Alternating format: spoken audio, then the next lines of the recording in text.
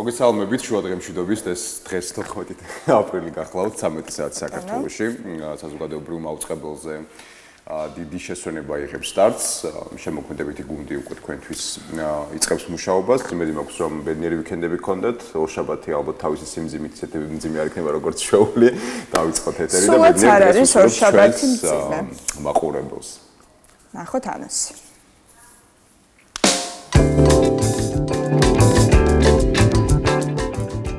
დღეს გადაცემაში ნახავთ დიდმარხვის ბოლო კვირა. გადაცემის სტუმარია თეოლოგი ზაზა კილაძე. შეზღუდული შესაძლებლობების მქონე პირთა პროფესიული გადამზადების და დასაქმების ხელშეწყობის პროგრამა. გადაცემის სტუმრებია გიორგი გოგიტიძე და ნათია იმნაძე. ბათუმის ღვინის ფესტივალი ახალშენი 2025. გადაცემის სტუმარია ლიზა გრიგალაშვილი, ფესტივალის ორგანიზატორი. 14 აპრილი დედაენის დღეა. თემაზე ვრცლად ისაუბრებს თამუნა ლომთაძე.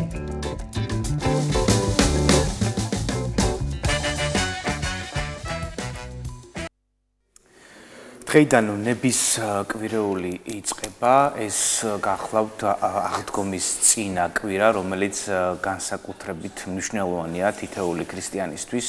მძიმე მარხვის დღეებია, თუ რას ნიშნავს კონკრეტულად ნების კვირეული და რას განმარტავს თითოეული ამ კვირაში შემავალი დღე, ორშაბათი, სამშაბათი, ოთხშაბათი, ხუთშაბათი, პარასკევი და ბოლო კვირამდე ამ თემაზე თეოლოგი ზაზა კილაძე გვესაუბრება. მობრძანდით ბატონო ზაზა, გამარჯობა რომ ხართ ჩვენთან ერთად. დღეს მადლობა ამისათვის. გამარჯობა. სასულიერო გიმნაზიაში სწავლის პერიოდში ბატონი ზაზა დიდი ხნის განმავლობაში ჩემი სასწავლო ნაწილი იყო და სეუნებით ვესწრებოდი ხოლმე მის გაკვეთილებს თეოლოგიაში და საღვთო ლიტურგიაში. ეხლა კი პირდაპირ ეთერში მოვისმენ ნების შვიდეულის მის მიერ განმარტებას. დავიწყოთ იმით, რომ ნების შვიდეული ეს არის განსაკუთრებული კვირა, წელიწადში ერთი კვირა გამოიყოფა, ისევე როგორც ერთი დღე არის გამოყოფილი ქრისტიანებისათვის მძიმე დღე, რომელიც არის პარასკევი, ისევე ერთი კვირა არის მთელი წლის განმავლობაში განსაკუთრებულად მნიშვნელოვანი ქრისტიანთათვის. ეს არის ნების შვიდეული, ანუ მეორენაირად მას ეწოდება დიდი ორშაბათი, დიდი სამშაბათი და ასე შემდეგ. რატომ ეწოდებთ დიდ ორშაბათს და სამშაბათს საინტერესოა?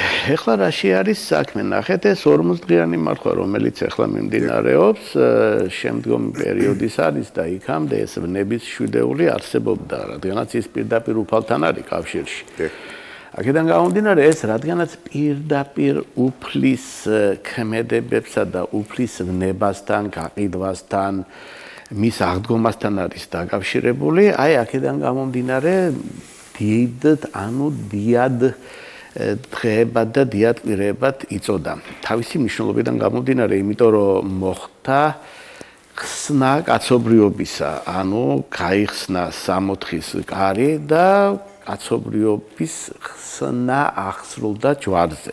აი ამიტომ ეწოდება ამ ყველა დღეებს დიდი და პარალელურად რა თქმა უნდა შინაარსობრივადაც განსხვავდება ერთმანეთისგან თავისი რიტუალითაც ასე ვთქვათ ხოლმე. რა თქმა უნდა, იმიტომ რომ ეს კვირა თვითონ ღვთისმსახურებითაც განსხვავდება იმ 40 დღის მსახურებისაგან, რომელიც იქამდე მარხვის პერიოდში არის ლიტურგიკულად, ის ძალიან გავს შობის ლიტურგიას, ხო? და მასში უფრო ყურადღება გამახვილებული არის ადამიანის მომზადებაზე უკვე ქრისტეს აღდგომის წინა დღეები არის. ანუ იქ თუ სინანულისაკენ ამზადებს 40 დღე ლიტურგიულად ადამიანს, ეხლა უკვე აღდგომის შესაგებებლად ამზადებს და ახსენებს ძირითად საკითხებს, რაც ქრისტეს აღდგომის წინ უნდა იცოდეს ადამიანმა და ერთ-ერთი არის დიდი ორშაბათი. ეხლა დღეს, აი დღევანდელი დღე,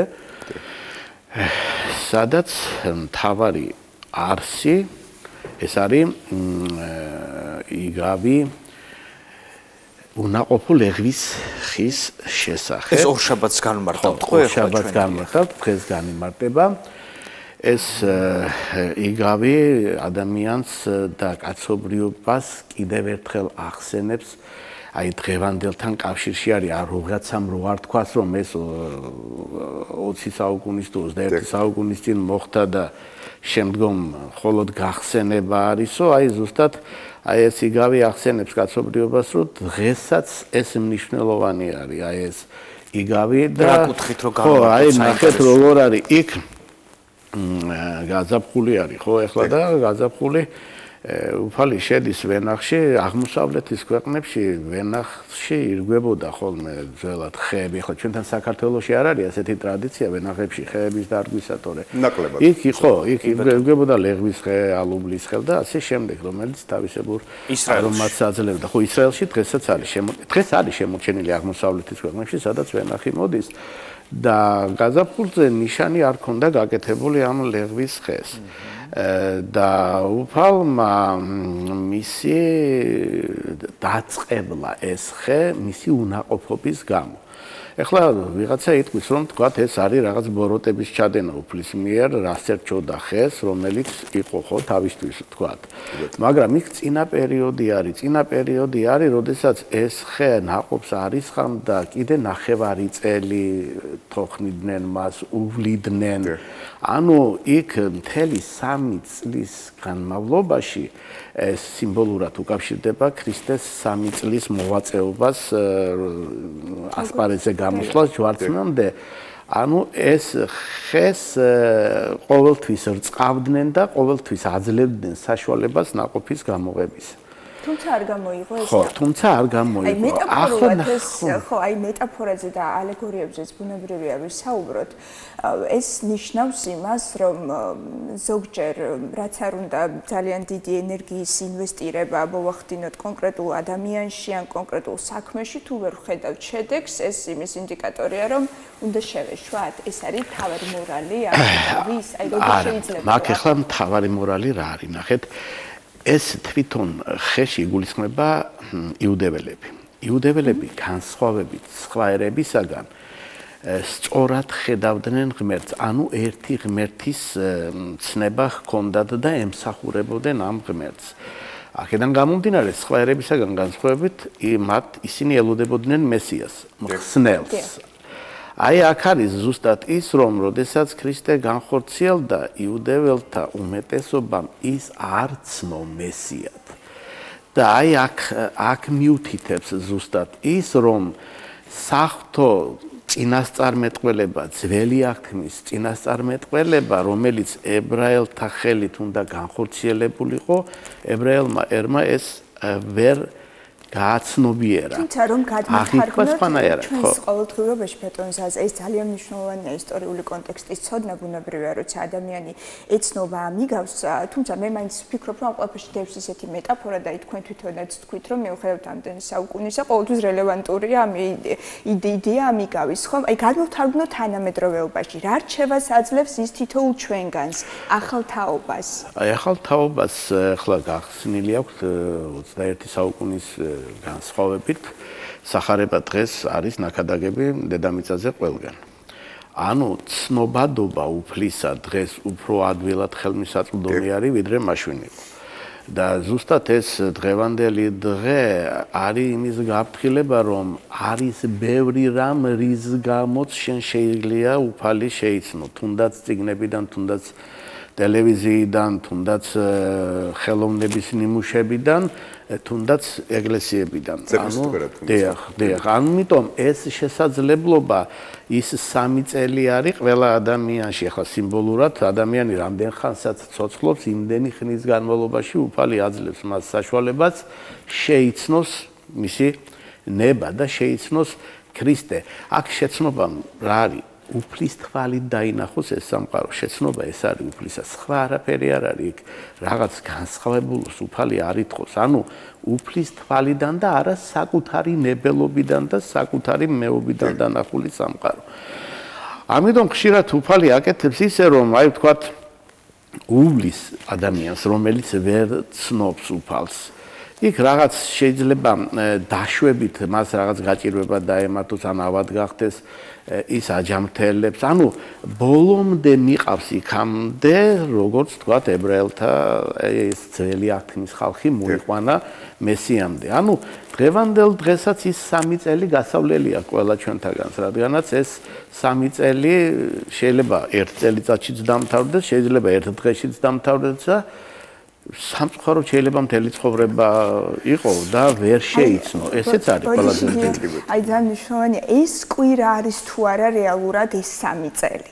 ანუ ის მთავარი გაკვეთილები, რაც 3 წლის განმავლობაში ქრისტემ გაუზიარა თავის მოწაფეებს და ადამიანებს, აი უნდა მივიღოთ თუ არა ეს გაკვეთილები ამ კვირაში. კი, ზუსტად ეს არის, იმიტომ რომ ორშაბათს იწყება და შემდეგ გამოხსნით მთავრდება იმ ადამიანებს.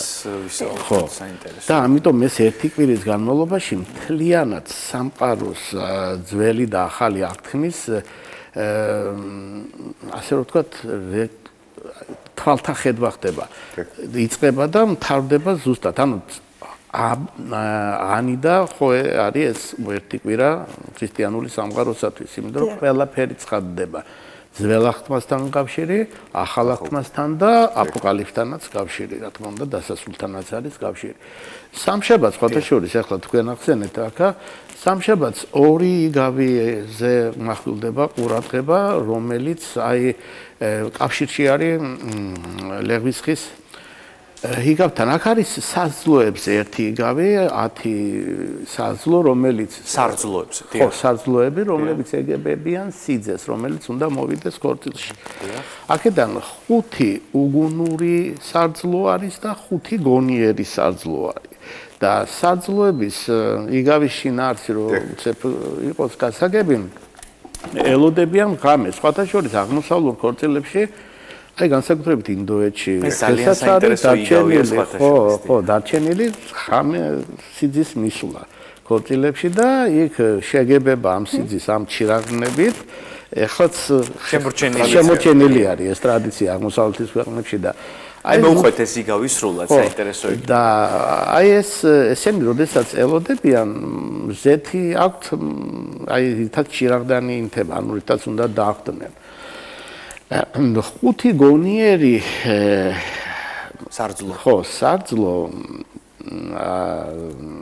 ესეთ იმარაგებს ზეთს მარტო იქ ლამპაში რაც ასხია იმის გარდა კიდე მომარაგებული აქვს. 5 უგუნური რომელიც არის ისინი თვლიან რომ მათ ეყოფათ სიძისოთვის ეს მარაგი და არიმარაგებენ აი ამ ზეთს.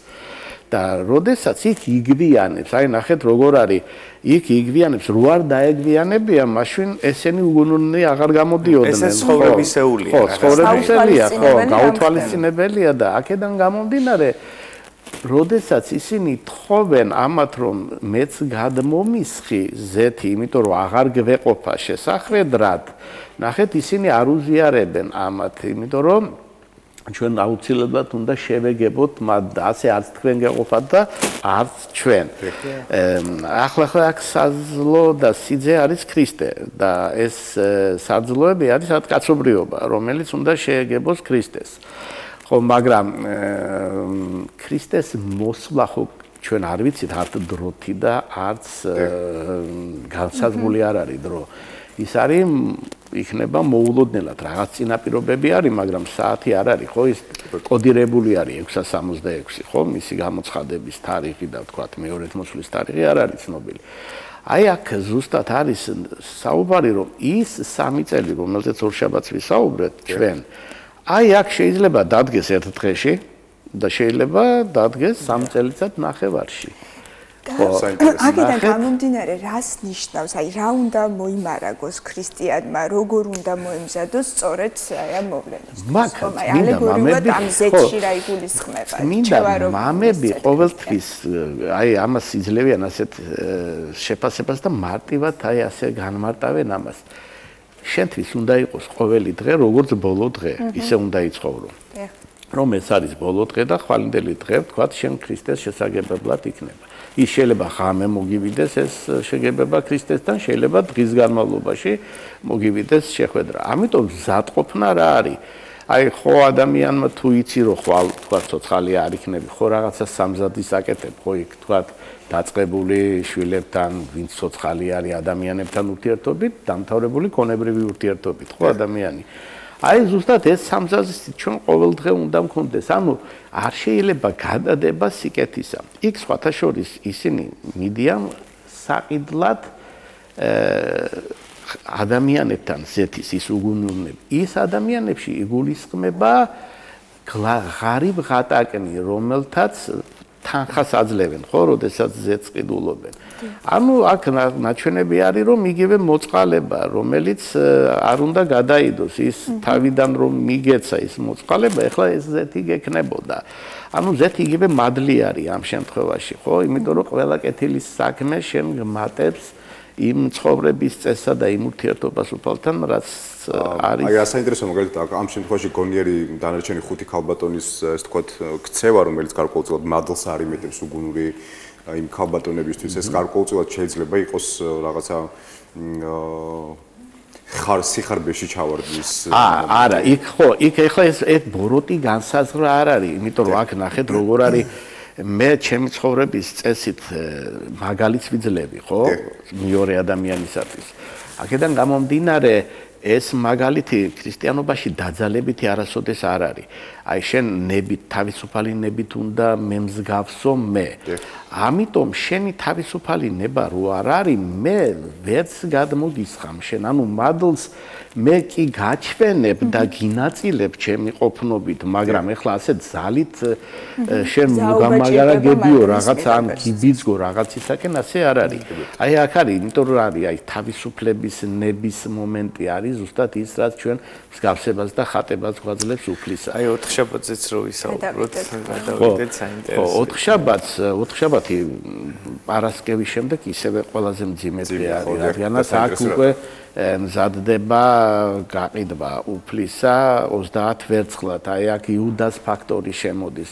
ნახეთ როგორ არის აქ ჯერე გაფრთხილება არის და 4 შაბათს დღეს ბოროტება თავისი სისავსით გამოდის, ხო, უკვე გადაწყდეთ რომ ავნოს უფალს ნახეთ და იუდას ფაქტორი სხვათა შორის იქ არ მთავრდება ეს იუდას ფაქტორი კაცობრიობაზე დღესაც მოქმედებს და ყველა ჩვენთაგანზე მოქმედებს, იმიტომ რომ რა არის იცით ჩვენი ცხოვრება არის ზუსტად ბრძოლა იდეალსა და ბოროტებას შორის. აი აქ არჩევანი ჩვენ ყოველდღე გვიდგება, როდესაც რაღაცა საკითხს წვეთს.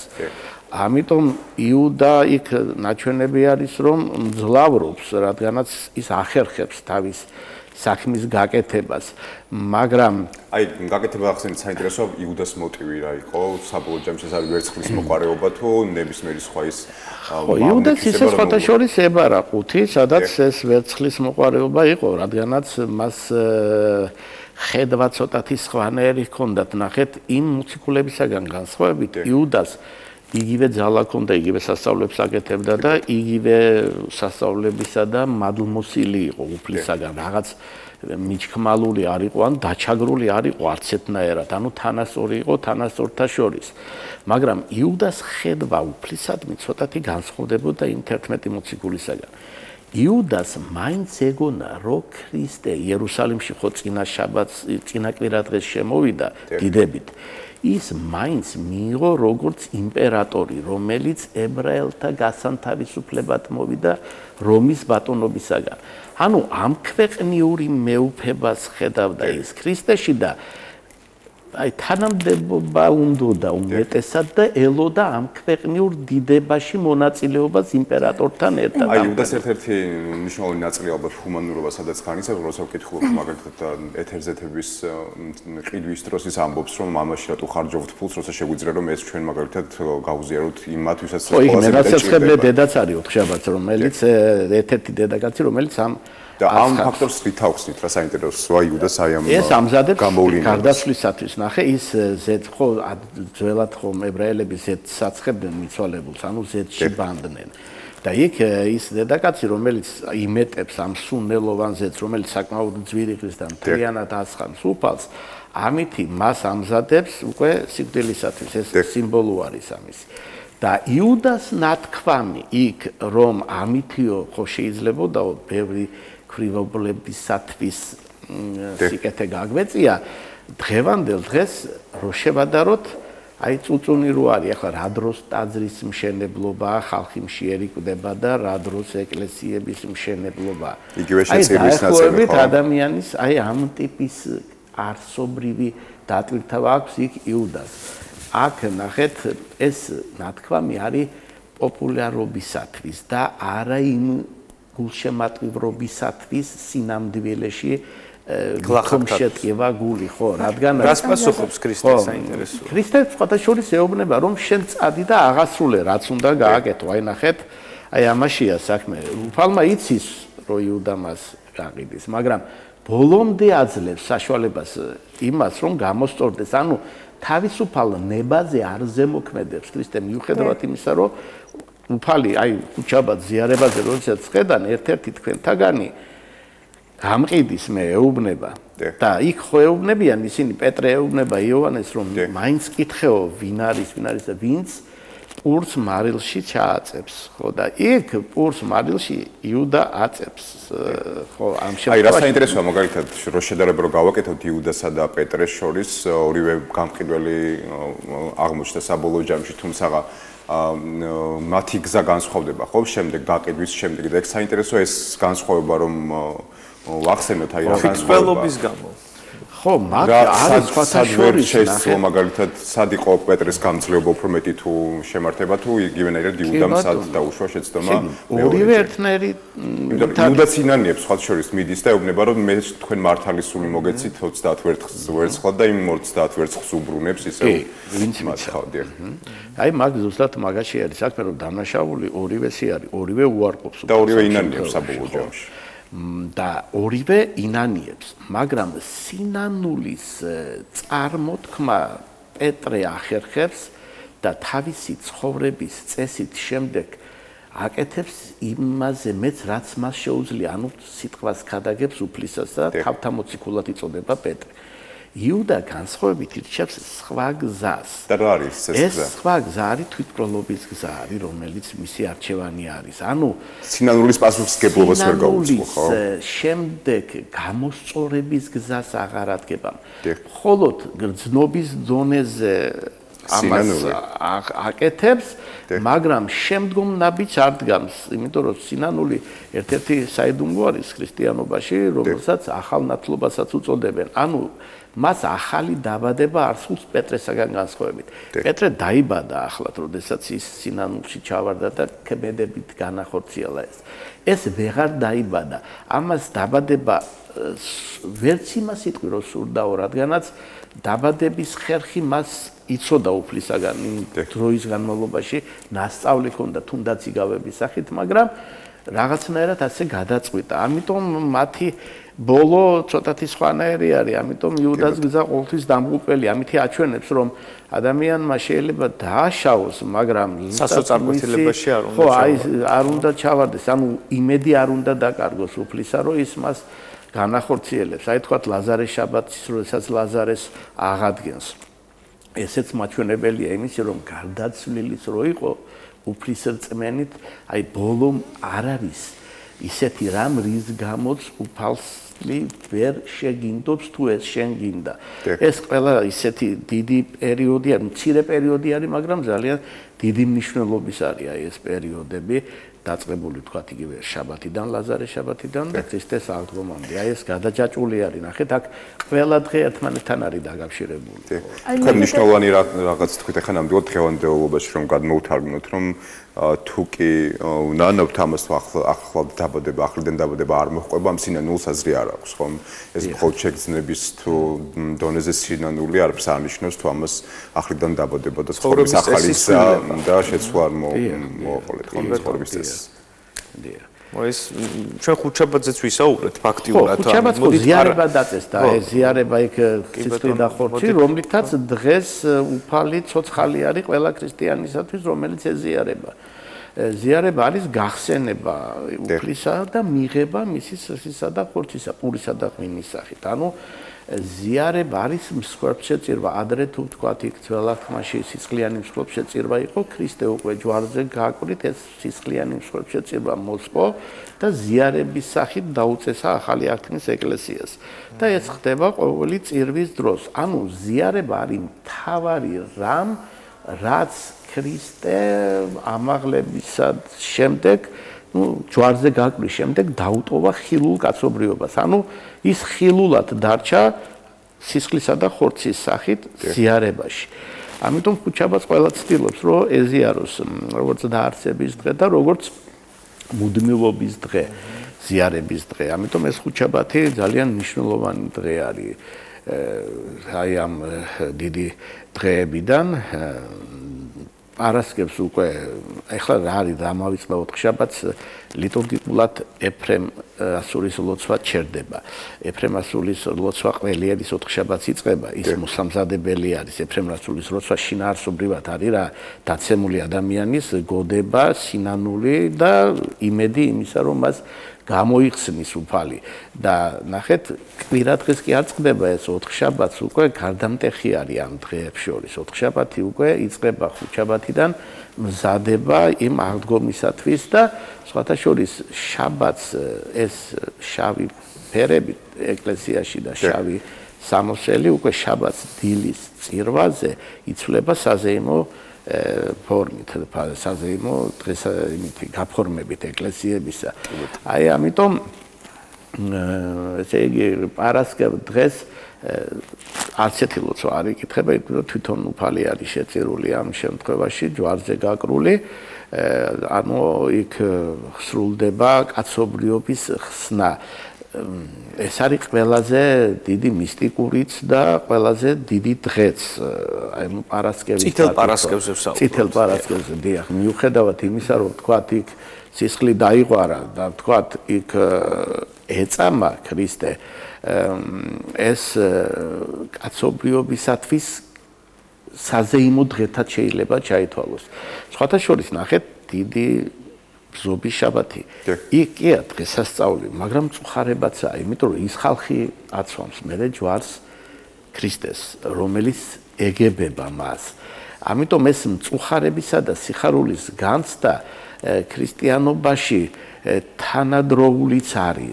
იმიტომ რომ აი ნახეთ ის საღვთო თვალი, რასაც ხედავს მწუხარებას, ჩვენ სიხარულად აღიქვამთ სამწუხაროდ ზოგჯერ და ის საღვთო თვალი, რასაც ხედავს სიხარულად, იმას ჩვენ სამწუხაროდ აღიქვამთ. რაღაც ისეთი ის ხდება შეუთავსებობა. აი როგორით განსაზღვროთ, რომ ეს მოვლენა არის სამწუხარო ან პირიქით სასიხარო? აი ზუსტად მაგი არის, ნახეთ, ქრისტეს თვალით ხედვა, ეს არის ყველაზე მნიშვნელოვანი. ქრისტეს თვალით უნდა დავინახოთ სამყარო. მატერია არ უნდა გახდეს უპირველეს ყოვლისა თავარი მიზანი, ჩვენი ცხოვრების წყარო სულმა უნდა აჯობოს სხეულს რამენაერად რა. ეს ზოგადად კი არის, რა თქმა უნდა, ძნელი არის, მაგრამ აი ზუსტად ქრისტიანობა მაგიტო არის. და სხვათა შორის იქ აღსანიშნავი არის ავაზაკების ურთიერთობაც ჯვარზე გაკრულ ქრისტესთან. იქ ეს არის მთლიანად სამყაროს, ასე რომ ვთქვათ, საუბარი. აი ბარაბარა პერსონაჟი არის, ვინ არის ბარაბარა? აი ბარაბა არის ზუსტად იუდა, ვინც ელოდა. ეს არის განმანთავისუფლებელი, ცრუ განმანთავისუფლებელი. აი საერო ლიდერი, რომელიც ცრუ არის და რომელიც ასევე იძახდა, რომ მე ვარ ხსნელი. აი ნახეთ, ცრუ ხსნელი არის ბარაბა. ამ შემთხვევაში და ნახეთ, იქ კაცობრიობა ბარაბას ირჩევს. ქრისტეს გზას არ ირჩევს, ნახეთ. ამიტომ არის ეს სიფრთხილე და ყველაფერი არის საჭირო, როდესაც ცრუ ხსნელები ჩნდებიან ხოლმე იქ მერე უფალი და ბიბლიაშიც არის ნათქვამი, სხვათა შორის იქ მსახურებაშიც არის განსაზღვრა, რომ ფარისეველნ ვაი თქვენ წიმგლობარო და ფარისეველნო, რომ ცუდი დღე გელოდებათ თქვენ. აი ზუსტად აი ეს ბარაბას სახე არის ყოველდღიურად ცხოვრებაში 1000 მხსნელი დავინახავთ, ლიდერი მხსნელი, მესიას დავინახავთ, მაგრამ აი ზუსტად აი ბარაბას სახე ამ ქვეყნიური სახეს არ უნდა გაყვედა იქ, იმიტომ არის მეორე გზა, რომ ქრისტეს თვალით უნდა შეხედო ყველა მხსნელს ეგრეთო. თქვენ ავაზაკების და ქრისტეს საუბარი, სამყაროს და ქრისტეს საუბარს შეადარეთ. აი რას გულისხმობთ ამაში? აი იქ არის ზუსტად რა, ნახეთ, ავაზაკი ხო ერთი ასე უბნება, რომ შენ თავი გაინთავისუფლებ და მეც გამიანთავისუფლებ თუ ქრისტე ხარ. და მეორე ამბობს, რომ შენ სადაც შეხვალ, იქ შემიყვან. იქ ავაზაკი ნახეთ, მთელი ცხოვრების განმავლობაში ძარცვავდა, კლავდა, ნუ კაცს არაფერს არ აკეთებდა, იმიტომ რომ ჯვარზეც იმიტომ იყო გაკრული, ხო, რომში ჯვარზე აკრავდნენ ყველაზე მძიმე დამნაშავეებს და ქრისტეც მაგმუხლით იქნა, ასე რომ ვთქვა, დაჟჯილი, ხო. და იქ ბოლო დროს ნახეთ განსხვავებით პეტრე მოციქულისაგან, იოანე მოციქულისაგან, რომლებიც უყურებენ ქრისტეს ის ბოლოს წამს, ნახეთ, ბოლო აღიარებს. ამათ ეჭვიეპარებათ ის ჯვარზე რო გააკრეს უფალი, ეს რა ნამდვილად არის უფალი თუ არა. ანუ მოციქულებს, რომელთაც თავის მოწაფეებსაც კი განმავლობაში ასწავლიდა და ხედავდნენ მის საოცრებებს, იქ ეჭვიეპარება და ის ადამიანი, რომელიც ამ დროს ძარცვავდა სხვას და მხოლოდ გაგონილი ქონდა ქრისტეს შესახებ, გაგონილი ექნებოდა, იმიტომ რომ ის ძალიან დიდი მოვლენა იყო რომის იმპერიაში. ქრისტეს მოღვაწეობა ის 3 წელიწადი. იმ გაგონილს, როდესაც ხედავს, აღიქვამს მას, ნახეთ, აი კიდევ ერთხელ რომ ადამიანი რაც არ უნდა ცხოვრების წესით ცხოვრობდეს, გამოუვალი მდგომარეობა არ არის ზუსტად ეს მაჩვენებელი არის ამ კაცობრიობის საუბარია იქა. აი ეს კაცობრიობა ხედავს დანაშავე, რომელიც თავისი ცხოვრების წესით თითქოს და უგულვებყოფილია საზოგადოებიდანაც, ნახეთ როგორ არის. აი იმ ადამიანს ყველაზე დიდი ხედვა აღმოაჩნდა როგორც მესიისა და შეგრძნობა მისი.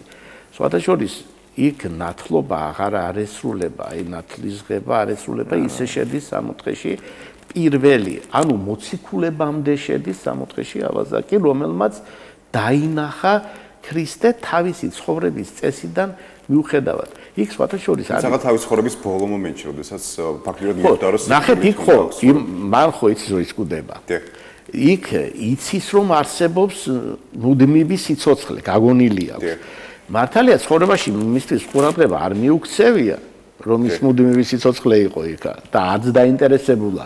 მაგრამ იქ ხო გრძნობს, ხო ხედავს დიდებას უფლისა. უფლის დიდებას ვერ ხედავს ვერავინ, ვინც მასთან არის. არც ის ავაზაკი, ხო, რომელიც ეუბნება, მოდი გავთავისუფლდეთ და არც მოწაფეები, ხო, არც მოწაფეები და ეს გრძნობს, ნახეთ, იმ დიდებას ის გაკრული ქრისტე, რომელიც ეწამება ის ხო სხეულებრივადაც გრძნობდა იმ წამებას და ტკიოდა ხო ქრისტეს. აი იმ დიდებას ხედავს, ნახეთ, ეს არის, რა ვიცი, აი კულმინაცია არის, ასე რომ ვთქვათ, სამყაროს და რას პასუხობს ქრისტე ამ დროს?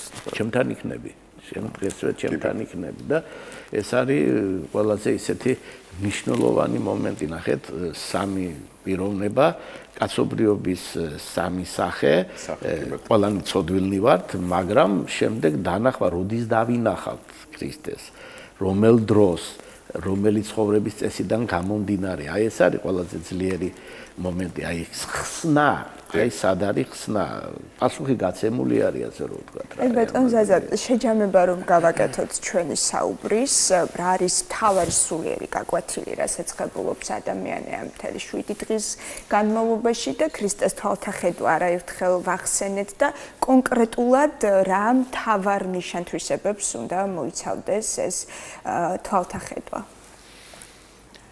პირველი, ეს რაც არის თვალთახედვა, არის 10 მცნებაში მოცემული. 10 მცნებასა და 9 ნეტარებით ცხოვრების კონსტიტუცია დაწერილი არის ქრისტიანობაში.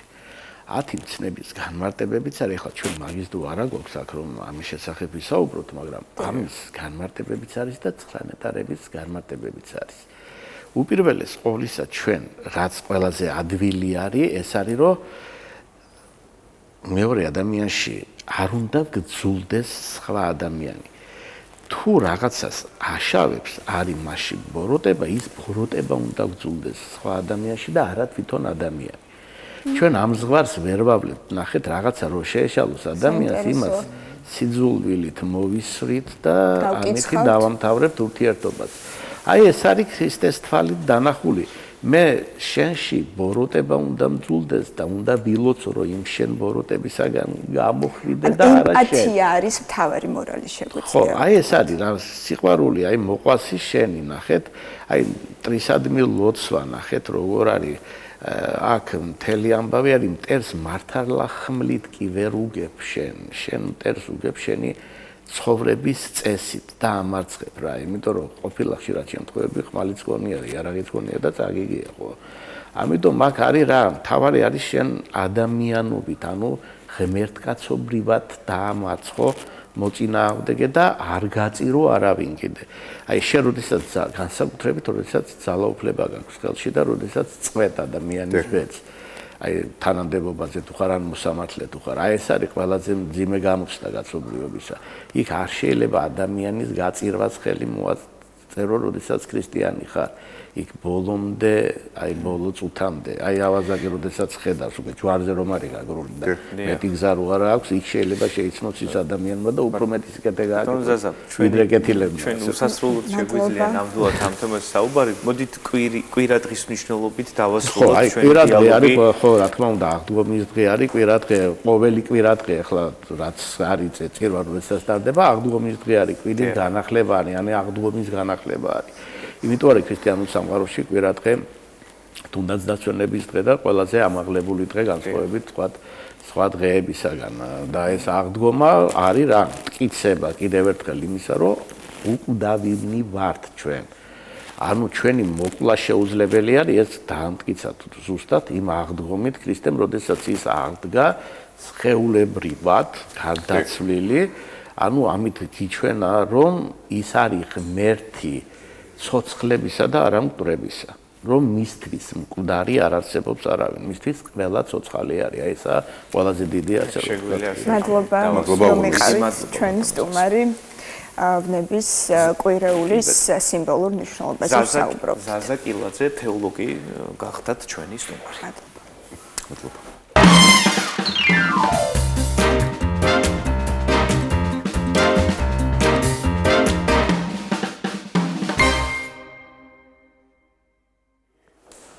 გადაცემის ამ ნაწილში კი უკვე ვსაუბრობთ და სიხარულით მინდა წარმოგიდგინოთ კიდევ ერთი მნიშვნელოვანი პროექტი, რომელსაც უკვე ერთწლიანი გამოცდილება აქვს და პროექტი ფაქტიურად წელს უკვე მეორეჯერ ხორციელდება კოლეჯ ბლექსი და აჭარის დასაქმების სააგენტოსთან ერთად შშმ პირთა პროფესიული გადამზადებისა და დასაქმების ხელშეწყობის პროგრამას ახორციელებს. მოკლედ, რაც საკმაოდ მნიშვნელოვანია, ჩვენ გვახსოვს წინა დღეს საუბრობდით სასკოლო პროგრამაზე, რომელიც ფაქტიურად იყო მორგებული ინკლუზიურ განათლებაზე და შშმ პირებზე, თუმცა იქ დავსვით ერთი კითხვა, რომ სკოლის შემდეგ თუ ექნებოდათ მოსწავლეებს საშუალება იმისა, რომ თუნდაც პროფესიული ასე ვთქვათ განათლება მიეღოთ და შემდეგ დასაქმდნენ და სწორედ რომ აი ამ მნიშვნელოვან კითხვას გასცემს პასუხს ფაქტიურად დღევანდელი ჩვენი შემდეგი ასე ვთქვათ გადაცემის ნაწილი სტუმრები ყავს სტუმრად გიორგი გოგიტიძე კოლეჯ ბლექსის დირექტორი და ნათია იმნაძე პროექტის ასისტენტი და მოგზანდით ქალბატონებო და ბატონებო მოგზანდით დაბრძანდით მოკლედ კიდევ ერთხელ მოგესალმებით, უნდა დავიწყოთ ალბათ გამოცდილებით.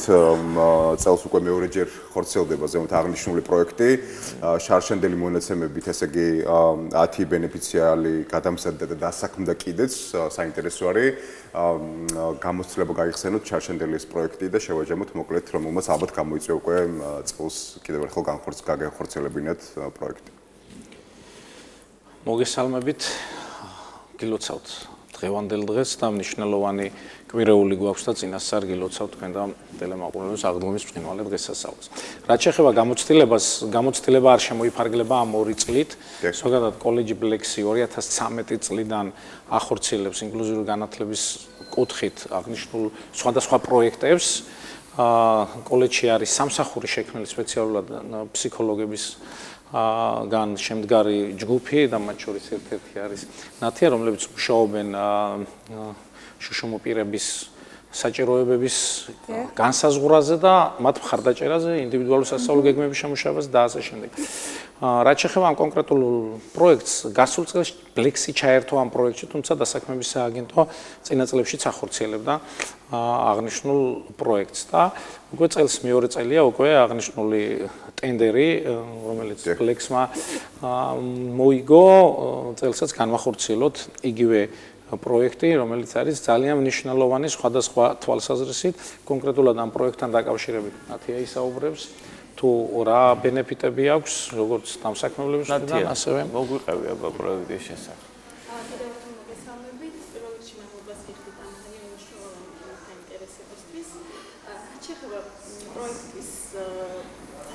მიზანს ეს გახლავთ, როგორც ბატონმა გიორგიმ აღნიშნა, შეზღუდული შესაძლებლობის მქონე პირთა დასაქმების ხელშეწყობა, მათი პროფესიული გადამზადება და ამ მიმართულებით მათი უნარების გაძლიერებაზე ხაზგასმა.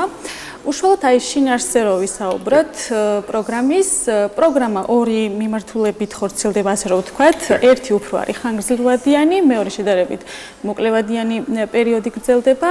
ხანგრძლივადიანი, რომელიც არის, ეს არის 320 საათის განმავლობაში გრძელდება და ეს არის პროფესიული გადამზადების მიმართულებით მიმდინარე და გულისხმობს 200 საათის განმავლობაში ძირითადად თეორიულ და პრაქტიკულ სწავლებას კონკრეტული მიმართულებით, ხოლო 120 საათი ეთმობა სტაჟირებას, ეგრეთ წოდებულ საწარმოო პრაქტიკას. მეორე ეს გახლავთ პრაქტიკული უნარების განვითარების კურსი, რომელიც გრძელდება ჯამში 150 საათის განმავლობაში, ანუ ეს არის მოკლევადიანი ამ შემთხვევაში, ხო? კი ბატონო, დაახლოებით 8 კვირას მოიცავს და აქედან 80 საათი ეთმობა თეორიულ და პრაქტიკულ მეცადინეობებს, ხოლო დანარჩენი 70 საათი გულისხმობს საწარმოო პრაქტიკას, ეგრეთ წოდებულ სტაჟირებას. კიდევ განსხვავება აი ამ ორ მიმართულებას შორის გახლავთ ისიც, რომ ანუ ჯამში აი ამ პროგრამაში ერთვება 10 შეზღუდული შესაძლებლობის მქონე პირი, აქედან 6 პროფესიული გადამზადების მიმართულებით ჩაერთვება, ხოლო დანარჩენი 4 პრაქტიკული უნარების განვითარების კურსი. სტაბილურად 10 თუ შეიძლება რომ გაიზარდოს და საინტერესოა ბენეფიციარებს რა კრიტერიუმებით შეარჩევთ? ანუ ამ ეტაპზე და წინა წელსაც 10 ბენეფიციარი იყო ჩართული აქტიურად სწავლების პროცესში, რაც შეეხება კრიტერიუმებს, პირველ რიგში აუცილებელია რომ მათგან წამოვიდეს დაინტერესება, ისინი გვიკავშირდებიან ჩვენ, მოდიან ჩვენთან სასწავლებელში და ხდება მათი შეფასება შესაბამისი სპეციალურად შემუშავებული ფორმის საფუძველზე. აი სპექტრი საინტერესო არის მაგალითად არჩევანი კონკრეტულ ამ 10 ბენეფიციალს იმ პროფესიების მიმართ ექნება როგორ განისაზღვრება მოკლედ ინტერესები ამის კითხვა მინდა. აი ზუსტად ამაზე ვსაუბრობთ, შეფასების სპეციალური ფორმა არსებობს, ამ ფორმის საფუძველზე ხდება გამოკვეთა ბენეფიციარის ინტერესების, საჭიროებების, მოთხოვნილებების, აი მათი ძლიერი და სუსტი მხარეები გამოიკვეთება, რა მიმართულებით უნდათ მაგალითად გადამზადება, იქნება ეს კულინარიის, კონდიტერიის, ელექტროობის მიმართულებით და ასე შემდეგ. ანუ ამის მიხედვით და აუცილებლად უნდა ვახსენოთ აქ ასევე შრომის ბაზარზე მოთხოვნადი პროფესიებიც. აი ამ პროგრამის ფარგლებში 16 კომპანია გამოიკითხება, რომელიც ოპერირებს აჭარის რეგიონის ტერიტორიაზე. მოხდება შესაბამისად შრომის ბაზარზე არსებული პოპულარული პროფესიების გამოკვეთა და თუ კი თანხმედრაში არის მაგალითად ბენეფიციარის მოსარგებლის შესაძლებლობებთან, ინტერესებთან, მოთხოვნილებებთან, შესაბამისად მოხდება ბენეფიციარის პირდაპირ ჩართვა სწავლების პროცესში. აი დაწნებულები ვართ, რომ ეს უკვე მოკლეული გაქვთ და რომელია ეს პროფესიები, ესეც გავეშალოთ. აი, მნიშვნელოვანი ის არის, ანუ პროფესიები, რაზეც ისაუბრეს, ეს პროფესიული მოსინჯვა და არ შეიძლება რაღაც შერჩეული იყოს პროფესია, იმიტომ რომ ყველას სხვადასხვა საჭიროება აქვს და სხვადასხვა უნარები აქვს. აქედან გამომდინარე, ჩვენ არ უზღუდავთ, თავარია შრომის ბაზარზე იყოს მოთხოვნა და აღსანიშნავია, რომ ამას მარტო ჩვენ არ ვახორციელებთ.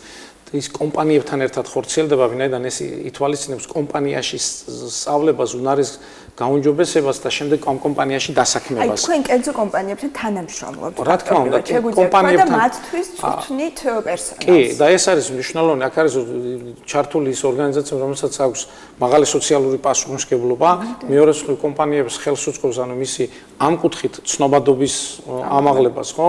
და დამოკიდებულების შეცვლას მოქალაქეების მხრიდან, რომ ვინაიდან კომპანია ასეთ პროექტშია ჩართული, ეს მისი დამოკიდებულება, მისი სოციალური პასუხისმგებლობა უფრო მისაღებია, ხო, ჩვენთვის, რომ ასეთი კომპანიები არსებობს.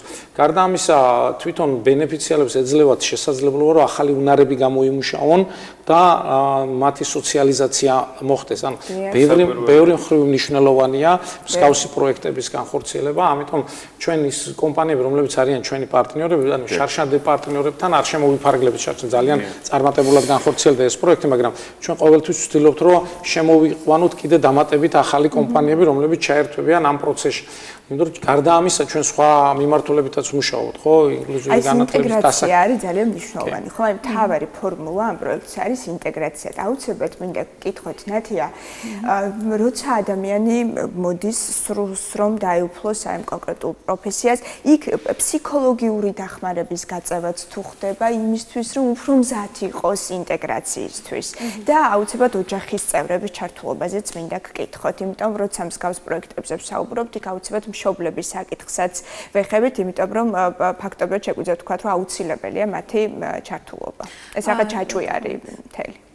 ზოგადად შეზღუდული შესაძლებლობების მქონე პირთა დასაქმება ეს ძალიან დიდი გამოწვევა არა მარტო ჩვენი რეგიონისთვის ზოგადადაც ხო აი შარშან მაგალითად პროცესში მთლიანად იყო ჩართული ბენეფიციარის ოჯახის წევრებიც და ეს ძალიან დიდ სტიმულს გვაძლევდა ჩვენაც და მათაც დიახ და ანუ გაცილებით უკეთესი შედეგები მივიღეთ მუდმივად კონტაქტზე ვიყავით მათთან რაიმე საჭიროება გამოიკვეთებოდა მაშინ ვურეკავდით საჭიროება რა იკვეთებოდა ხოლმე ამ შემთხვევაში აი რაზე წევდათ ყველაზე მეტად ფოკუსირება. შეიძლება ვთქვათ, აი ძირითად შემთხვევაში ეს შეიძლება ყოფილიყო პირველ ეტაპზე ჩართვის კუთხით, აი ღელავდნენ ხოლმე იქ რა გარემო დახვდებოდათ, რა შეისწავლიდნენ, ვინ იქნებოდა პედაგოგები, მენტორები და ასე შემდეგ. ძირითადი ეს იყო და შემდგომ ახსენებ პედაგოგები და მენტორები მე ვიცი რომ შეზღუდული შესაძლებლობის მქონე პირთა პროცესის წარმოსამართავად სპეციალიზებული განათლებაა საჭირო, ხო? თქვათ, გარდა კონკრეტულად პროფესიული განათლებისა, თქვათ, ამ მხრივ თუ ხდება თქვენი პედაგოგების გადამზადება, მისათვის რომ მათ, თქვათ, შეძლონ შშმ პირთან მუშაობა უფრო მიზანმიმართულად, ესე რომ ვთქვათ. ხო, ანუ ზოგადად რა თქმა უნდა, კოლეჯში შიგნით სასწავლო პროცესის ვინც წარმართავს ამ მიმართულებით არიან გადამზადებული მუდმივი მუშაობა მიმდინარეობს ჯგუფთან ერთად ხდება შემუშავება სწავლის მეთოდების ინდივიდუალური სასწავლო გეგმების შემუშავება და ასე შემდეგ, მაგრამ ამ კონკრეტულ პროექტთან დაკავშირებით, როდესაც დამსაქმებელთან მიმდინარეობს სწავლა და დამსაქმებლის თანამშრომელი უნდა იყოს ინსტრუქტორი და მას უწევს უშუალო სწავლების პროცესი, ამ შემთხვევაში რა თქმა უნდა მასთანაც წინასწარ გავდივართ ამ მეთოდოლოგიას თუ როგორ უნდა მოამზადოს, როგორი მიდგომები უნდა განახორციელოს და ესეც ინდივიდუალურია. შესაძლოა კულინარიის მიმართულებით ტუტორი იყოს, ტრენერი იყოს მომზადებული, თუმცა მას არ ქონდეს გამოცდილება შშმ პირთან მუშაობის. ყოველთვის აუცილებელია კოორდინირებული მუშაობა, იქიდან გამომდინარე, სხვადასხვა ადამიანს სხვადასხვა საჭიროება შეიძლება ქონდეს და ერთ კონკრეტულ მიმართულებით გადამზადებული არ ნიშნავს, რომ სხვა ბენეფიციართან იგივე მეთოდები შეიძლება გამოდგეს. ამიტომ მუდმივ სამუშაო პროცესში არიან სხვადასხვა დარღვევის მქონე ადამიანებთან სხვადასხვა მიდგომებს ნერგავენ და ერთობლივად აკეთებენ. და ზუსტად ნათია რომ გააგრძელოთ საუბარი, ეს გასაგებია. აი პირველი ეტაპი არის ის გარკვეული შფოთი, შიში, უნდობლობა, რომელსაც ალახვინებთ ადამიანს. აი შემდეგი სირთულეები უკვე რა არის? რა თქმა უნდა პროცესში გვყავს აუცილებლად სასწავლო პროცესის კოორდინატორი, რომელიც ძალიან ხშირად ადგილზე მიდის ნახულობს რა ხდება, როგორ მიმდინარეობს სწავლების პროცესი, რა საჭიროებები გამოიკვეთება, შესაბამისად რეკომენდაციებს გასცემს უშუალოდ მენტორთან და უშუალოდ პროცესში ჩართულ მასწავლებელთან. და ანუ ეს პროცესი მე იმდენად მოსწონთ ბენეფიციარებს, რომ მათთვის მე ძალიან ჩვეული გარემო იქმნება და ძალიან კარგია და მინდა ერთი რაღაცა დავამატო კიდევ, რომ ამ მიმართულებით ასევე ხდება ბენეფიციარებისთვის სპეციალიზირებული ტრენინგ კურსის ჩატარება. ეს არის CV-ს შექმნა სწავლობენ სამოტივაციო წერილი, აი გასაუბრებაზე მოქცევის წესები, რამდენიმე საათიანი პატარა ტრენინგ კურსია, რომელიც აძლიერებს მათ უნარებს, აი კომპეტენციებსაც უვითარებს შემდგომი დასაქმების კუთხით და კიდევ მინდა აღვნიშნო აი თვითონ კომპანიების როლი რამდენად მნიშვნელოვანია, როდესაც უშუალოდ ჩაერთვებიან პროგრამაში, აი ამ პროექტში კომპანიები, მნიშვნელოვანია რომ შექმნან ინკლუზიური გარემო იქ და ამაზე იზრუნონ წინასწარ არა მხოლოდ თეორიისა და პრაქტიკის სწავლების პროცესში, უშუალოდ შემდგომ აი სტაჟირების პერიოდშიც და შრომითი ხელშეკრულება იქნებოდა საინტერესო ამ შემთხვევაში, რამდენად არის გათვალისწინებული და რამდენად არის ვთქვათ განსაზღვრული სპეციალურად შრომითი ხელშეკრულებების დადება ხდება უშუალოდ პროექტში ჩართულ ორგანიზაციებთანაც და ბენეფიციარებთან. არის შრომის კოდექსში თუ გვაქვს რაიმე განსაკუთრებული ნაწილი ამ კუთხით, რომელსაც მაგალითად ითვალისწინებს ამ შემთხვევაში დამსაქმებელი, როდესაც ვამბობთ, რომ ვეხმარებით ჩვენ მაგალითად დასაქმდნენ ამ კონკრეტული პროგრამის შემდგომ. ან თქვენ გაინტერესებთ მოვითხოვთ თუ არა რომ დაასაქმონ აუცილებლად, ხო? ეს რა თქმა უნდა ძალიან დიდი გამოწვევა იყო მაგალითად წინა წელს და იმედია წელს აი ამისი არ გვექნება პრობლემა და მოხდება გარკვეული პერიოდის განმავლობაში დასაქმება. სიმართლე გითხრათ, ჩემი თავი კითხვი შინაარსი იყო შრომის კოდექსში თუ არის გათვალისწინებული შეზღუდული შესაძლებლობის მქონე პირთათვის სპეციალურად მათზე მორგებული ასე ვთქვათ ხელშეკრულება, რომლის საფუძველზეც დამსაქმებელი იღებს ესე ვთქვათ დავამატებ ხო ამ საკითხთან დაკავშირებით, ნუ ზოგადად შრომის კანონთა კოდექსში მითითებულია, რომ შესაბამისი გარემო უნდა არსებობდეს თანამშრომელს რა იყო და ხო, ვალდებული ხარო შენ შეუქმნა შენს თანამშრომელს შესაბამისი გარემო, აქ არ იგულისხმება სხვადასხვა საჭიროებები, ნებისმიერ შემთხვევაში შენ ვალდებული ხარ შენ თანამშრომელს შეუქმნა პირობები, როცა აქ ხავს ამ შემთხვევაში შეზღუდული შესაძლებლობების მქონე კოდექსის ეს მუხლიც მოქმედებს ამაზე, რომ შენ ვალდებული ხარ შეუქმნა. გარდა ამისა, სხვა კანონმდებლობა ავალდებულებს, რომ მას ჰქონდეს ინკლუზიური გარემო არქიტექტურული თვალსაზრისით და პროექტების პროცესში, რომ მას ჰქონდეს ყველასათვის ხელმისაწვდომი გარემო.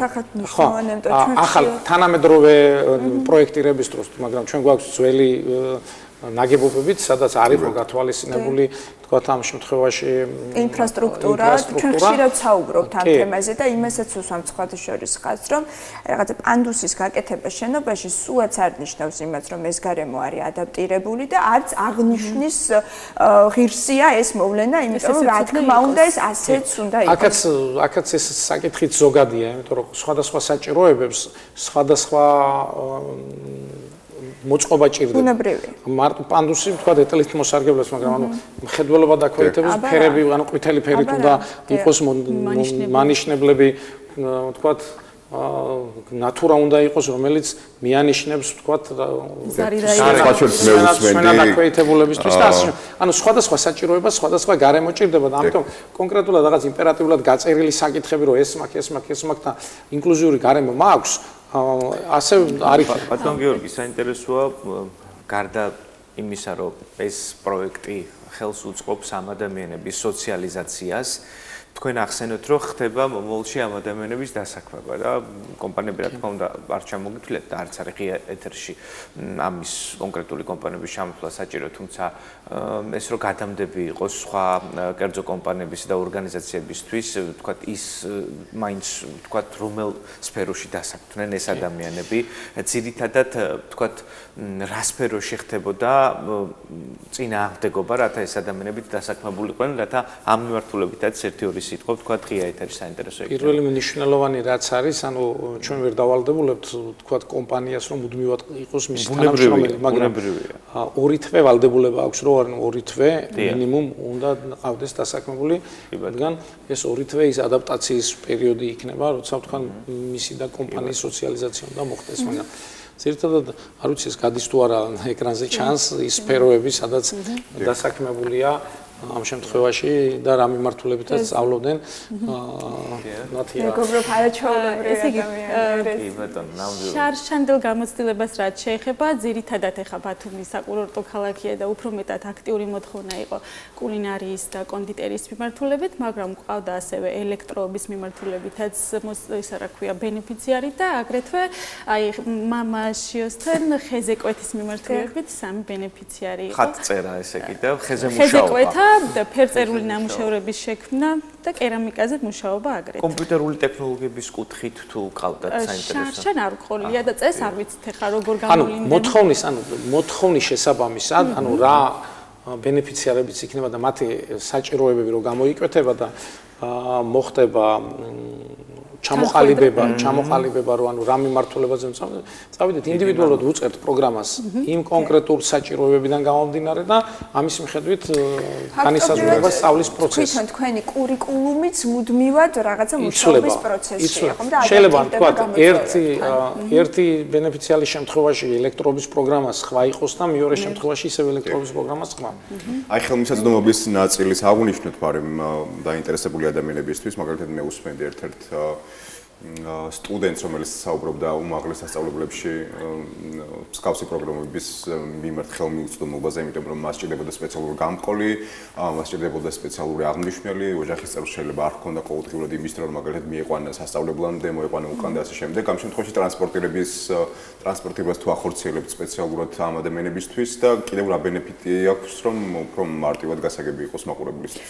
აი, წინა წლის გამოცდილებას რაც შეეხება, იქ ტრანსპორტირების საჭიროება არ გქონდა.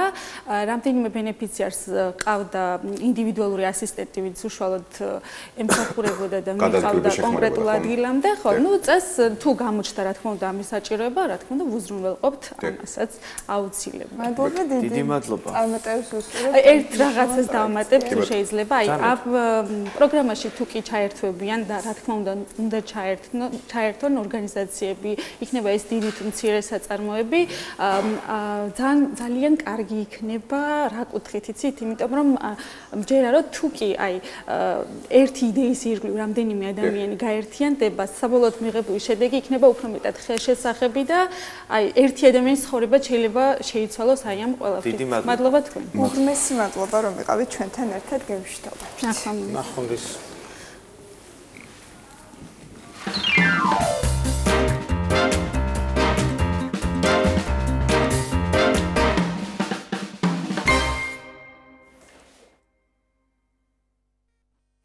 ბათუმი კიდევ ერთხელ იქცევა, უნდა იქცეს საქართველოს კულტურული ცხოვრების ეპიცენტრად. 3 ივნისს ჩვენი ზღვისპირა ქალაქი უმასპინძლებს ღვინის ფესტივალს სახელად ახალშენი. აღსანიშნავია ის, რომ ფესტივალის ორგანიზატორია საქართველოს ღვინის კოლექცია, რომლის დამფუძნებელის და დირექტორის გვერდთვება ახლა დედაქალაქიდან ლიზა გრიგალაშვილი და ცლად ისაუბრებს თუ რა ელის ბათუმელ და არა მხოლოდ ბათუმელ მოქალაქეებს 3 ივნისს. მოგესალმებით ლიზა. ჩვენ სტუმარს ესმის. მოგესალმებით ლიზა. მოდით დავიწყოთ სულ თავიდან. ის უნდა აღვნიშნოთ, რომ ღვინის ეროვნული სააგენტოს ეგიდით იმართება ფაქტობრივად ეს ღონისძიება გამომდინარე იქიდან, რომ თქვენ საგრანტო კონკურსის გამარჯვებულები გახდით. აი ამ კონკურსის მნიშვნელობაზეც ვისაუბროთ, რას ნიშნავს თქვენთვის გამარჯვებული სტატუსი და ბუნებრივია უკვე ღონისძიების კონცეფცია ღრმად მიმოვიხილოთ. კი ბატონო, პირველ რიგში დიდი მადლობა მოწვევისთვის. ჩვენ ძალიან გვიხარია, ჩვენთვის პირველია ბათუმში ესეთი ფესტივალი და დიდი მადლობა მინდა მოვხადო ღვინის ეროვნულ სააგენტოს და სოფლის მეურნეობის სამინისტროს, სწორედ მათი მხარდაჭერით ხდება ეს ყველაფერი. ჩვენ საქართველოს ღვინის კოლექციამ გავიმარჯვეთ ამ პროექტში და მოვიპოვეთ მათი მხარდაჭერა. სწორედ ასე დაიწყო ფესტივალის იდეა და სწორედ ამან მოგვცა საშუალება რომ ჩავატაროთ. ესე იგი ჩვენი ფესტივალი რა თქმა უნდა ღვინის გარშემო ტრიალებს და რა თქმა უნდა ღვინო საქართველოს კულტურის ნაწილია და ჩვენ ამაზე ვიფიქრეთ იდეაზე თუ რა შეიძლება ყოფილიყო მთავარი მიზანი ფესტივალის და ამოვირჩიეთ მოკლედ ფესტივალს ერქმევა ახალშენი. ახალშენი ნიშნავს ახლად გაშენებულ ვენახს და ვფიქრობ სიმბოლურია რომ მივუძღვნათ სწორედ ახალბედა მეღვინეებს ეს ყველაფერი იქნება ახალგაზრდა მეღვინეების კონკურსი რა თქმა უნდა ყველა ზომის და ყველა გამოცდილების მქონე კომპანია იქნება წარმოდგენილი თუმცა ესე გადავწყვეტეთ რომ ახალგაზრდა მეღვინეების ახლად ჩამოსულ ღვინოს შეაფასებენ ის გამოცდილი მეღვინეები რომლებიც დიდი ხანია უკვე ამ სფეროში მოღვაწეობენ და შეიძლება აღსანიშნავია რომ ხშირ შემთხვევაში აი ღვინის გამოფენებზე ძალიან დიდ მოწონებას იმსახურებს ხოლმე აი ახალბედა მეღვინეების პატარა საოჯახო მეღვინეობა რომლებსაც რაღაცნაირი განსაკუთრებული мотиваცია აქვთ რომ მთელი გულით და სულით გააკეთონ და რომ ალბათ ეს ხასიათიც იგრძნობა შემდეგ მათ ღვინოებში ეგ მიმართულება კიდევ ერთხელ აღსანიშნავია უნდა გავიხსენოთ ალბათ რამდენიმე ეს მეღვინეობა მაგალითად მახსენდება ჯიხვაძეების მეღვინეობა რომელიც მართლა გამოირჩევა თავის განსაკუთრებულით აი ბატონ მეხუხიას მოვიკითხავ აქედან აუცილებლად რომლის საოჯახო მეღვინეობაც აუცილებლად რაღაცნაირი განსაკუთრებული ძალიან კარგი ძალიან დიდი იმედი მაქვს რომ მიიღებენ მონაწილეობას ფესტივალში და ყოველ შემთხვევაში ამის ინიციატივას მე გვპირდებით კი ბატონო, ძალიან მივესალმებით ყველა ახალგაზრდა მეღვინეს.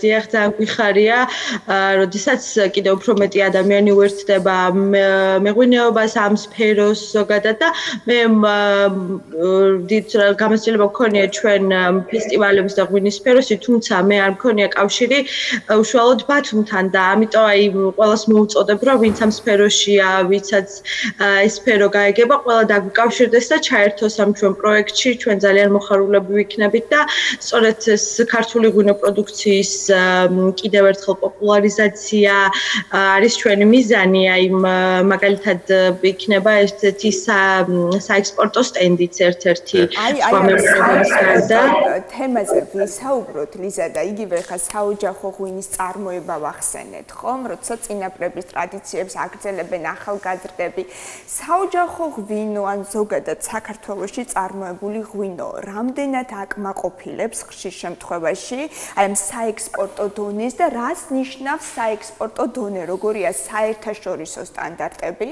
და რას ურჩევდით ქართველ მეღვინეებს იმისთვის, რომ გაითვალისწინონ და მოერგონ აი ამ მთავარ კრიტერიუმებს? კი ბატონო, ესე იგი ჩვენ ახლა 2-3 კვირის წინ წარდგენილები ვიყავით ისევ ამ საქართველოს ღვინის კოლექციის სახელით კარლსრუეში ევროვინო 2025-ის ფესტივალზე და აი იქ ესეთი თქვა გარკვეული წარმოდგენა შემექმნა ზუსტად ამ მოთხოვნებზე ექსპორტის და ის სხვათა შორის ის ღვინო რომელიც უფრო მცირე საწარმოებიდან მოდის საოჯახო მეღვინეობებიდან ის ღვინო საკმაოდ საინტერესოა იქაური იმპორტიორებისთვის, რადგან ეს ინდივიდუალურობას, ეს ტრადიციებიდან მომავლობას, ამას ყველაფერს ისინი ძალიან დიდ პატივს სცემენ. აი, თუნდაც დიახ, აი ქვევრის შესახებ ძალიან ბევრმა იცოდა. თვითონ გერმანელები მოდიოდნენ და ქვევრზე თვითონ გვიწყებდნენ საუბარს და აი თხოვდნენ ქვევრის ღვინოს, ბიოღვინოს და აი მგონია რომ ეს ტენდენციები ძალიან ხელს უწყობს ზუსტად აი ამ მცირე და საოჯახო მარნებს, ვინაიდან სწორედ ეს არის ის, რასაც საექსპორტო დონე მოითხოვს. აი საინტერესო არის მინდა გკითხოთ, იგივე ფასის მიმართულებით, ახლა ქართულ ბაზარზე, როცა შევდივართ სხვა სასმელის მაღაზიაში, საკმაოდ იაფი ღირს ღვინო ხშირ შემთხვევაში და შეგვიძლია ძალიან დაბალ ფასად რაღაცა გარკვეული ღვინო შეიძინო. აი ზოგადად ფასი განსაზღვრავს თუ არა ღვინის ხარისხს და სასურველი არის თუ არა ფასის მატება, ქართული ღვინის ფასის მატება, იგივე მეღვინეების ფინანსური წინსვლისთვის ჩვენი ქვეყნის ეკონომიკური განვითარებისთვის, აი ამ საფასო პოლიტიკაზე ვისაუბროთ. დიახ, იცით რა არის აი ჩემი აზრით ჩვენ შეგვიძლია რომ ყველა ნიშა დავიჭიროთ ამ ხრივ აი მე არ მგონია რომ რაღაც საფასო კატეგორია მაინც და მეც ხარისხს უნდა განსაზღვრავდეს არსებობს ღვინო რომელიც თავის ფასთან მიმართებაში არის ზუსტად ისეთი ხარისხიანი და იმაზე უფრო მეტად კიდევ ვიდრე ეს ფასი აძლევს საშუალებას ამიტომ მგონია რომ ყველა ფასის მომხმარებელი არსებობს ყველა ფასზე მოთხოვნა თუნდაც საექსპორტოდ და მგონია რომ აი შეგვიძლია პრემიუმ ღვინის ნიშაც გქონდეს, ქართული ღვინის გქონდეს, თუნდაც აი სუპერმარკეტში არსებული ღვინის ნიშა, აი ამის მიხედვით. თუმცა არის ესეთი შემთხვევები, სადაც უფრო დაბალი ფასი აქვს უფრო ხარისხიან ღვინოს და პირიქით და ნუ გავუწევთ რომ ხარისხსაც განსაზღვროს ფასი გარკვეულწილად და საექსპორტო ღვინოები ვიცით, რომლებიც საკმაოდ მაღალ ბიუჯეტური არის და რომელიც ქართულ ბაზარზე ჩვეულებრივ ღვინის მაღაზიაში მას ვერ შევხვდებით. აი სამი ძირითადი მიმართულება არის დღეს ყველაზე მეტად აქტუალური და საინტერესო, ეს არის ბიოდინამიური, ნატურალური და ორგანული წარმოება. ამ შემთხვევაში თქვენ უკვე რამდენიმე წლიანი გამოცდილება აქვს, წელს აირჩიეთ ააჭარა და საინტერესო რატომ მაინც და მაინც ააჭარა და შემდეგ გითხარით ამ სამი მიმართულებიდან რომელი იქნება თქვენთვის უპირატესი და იმ ადამიანებისთვის რომლებიც შეაფასებენ ეს ვთქვათ ახალბედა მეღვინეების ღვინოს. კი ბატონო, ესე იგი წელს ჩვენ აჭარა ავირჩიეთ, რადგან ძალიან გვინდა რომ ეს როგორც ბათუმისა და თბილისის, ისევე აჭარისა და სხვა რეგიონების ეს ეკონომიკა ღვინის განხრით უფრო გადაჯაჭვული იყოს ერთმანეთთან. ვინაიდან აი მეც პირადად ეს არ მქონია ურთიერთობა ღვინის მწარმოებლებთან აჭარაში და აი ძალიან მინდოდა, იმიტომ რომ ძალიან საინტერესოა აი ჩვენ ახლა ხას ტურიც გქონდა აჭარის მეღვინეობებში და ძალიან საინტერესოა, ძალიან დიდი კულტურა დგას ამ ყველაფრის უკან და გვინდოდა რომ ეს ყველაფერი დაგვეკავშირებინა თან ამავდროულად სეზონის გახსნის პერიოდია ეს პერიოდი რომელიც ჩვენ შევარჩიეთ 3 ივნისი და ამიტომ გვინდოდა მოკლედ ყურადღების გამახვილება ასევე ადგილწარმოშობის ჯიშებთან და ეს უკვე საექსპორტოდ მზადება ამ ყველაფრის შეკრება და მოკლედ ეს ამ ნიშნთვისებების გამოყვეთაც კომიტეტის მხრიდან რომლებიც საჭიროა შემდეგ ამ საექსპორტო დონისთვის რომ მე პირდაპირ უკვე მოვამზადოთ ეს ყველაფერი ჩვენ მხარდაჭერის წერილები გაუგზავნეთ ბათუმის მერიასაც აჭარის კულტურის სამინისტროს აჭარის ტურიზმის დეპარტამენტს და მოკლედ იმედი გვაქვს რომ ყველა ჩაერთვება ამ საკითხში ყოველწლიურ სახეს მიიღებს ჩვენი ფესტივალი და მოკლედ მივახცევთ იმას რაც ჩვენი ჩანაფიქრია. აი მიმართულებით შეიძლება თუ არის გამოკვეთილი ლიზა მაგალითად უფრო მეტად ნატურალური ღვინის წარმოება ვიდრე შეიძლება იყოს ბიოდინამიური ღვინო. და ამ შემთხვევაში ამით თუ განისაზღვრება ზოგადად მეღვინეების შეფასების დროს ანუ შეფასების კრიტერიუმი თუ იქნება ერთ-ერთი მაგალითად ნატურალური ღვინო და არა მაგალითად ბიოდინამიური ღვინო, იგივე მაგალითად ორგანული ღვინო.